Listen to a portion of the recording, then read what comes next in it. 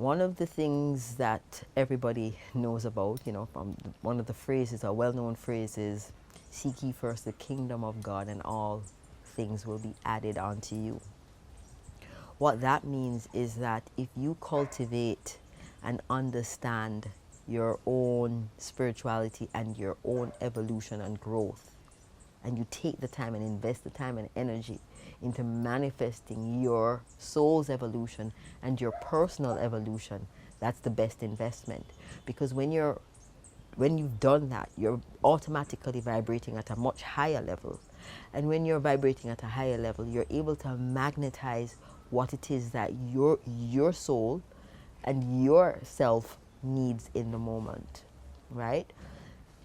The flip side of that is persons have always believed, based on what society looks like and how it's structured, that if they achieve material success, then everything else will fall into place. I think we've seen enough globally to know that that is not, that's not true. It's false. Many people who have a lot of material wealth are suffering inside. They're suffering from the pain of not having true friends, not having true relationships, not being able to be relaxed, not being able to trust, because they're always thinking there's someone out to get them or get their material things, right? They suffer from not knowing if the love or the relationship that they're in is true, or if it is as a result of the material things they have around them. They're unable to tell if their friends are true friends. And I've seen this, I've witnessed this for myself.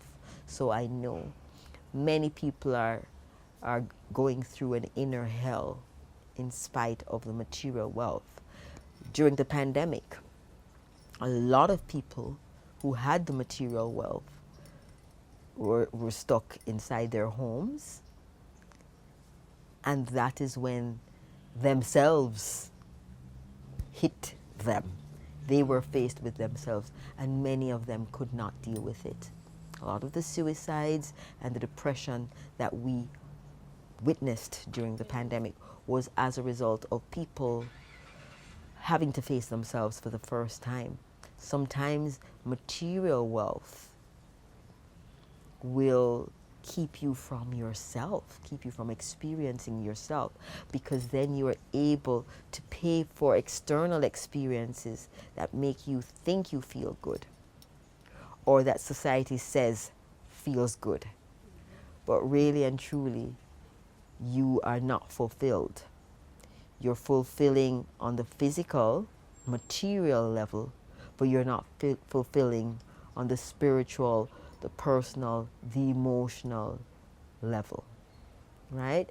So I would say that pursuing spiritual growth and evolution is the best investment you can have.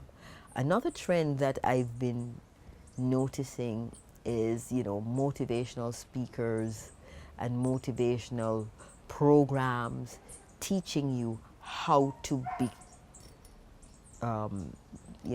financially successful, to be a winner, to be a success. And so I've seen the extreme cases of people that live their lives on to-do lists and goal lists and objectives lists that can't be satisfying at the soul level.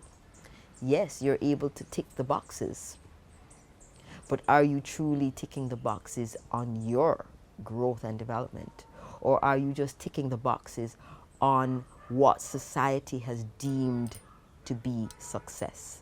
So you hit those goals in terms of your financial, you hit the goals in terms of number of projects completed and number of times you appear, in the newspaper or on the social pages, or the number of parties that you get invited to, and those are, benchmarks for persons who are dealing with the material. But if you took those things away, what would you be left with, right?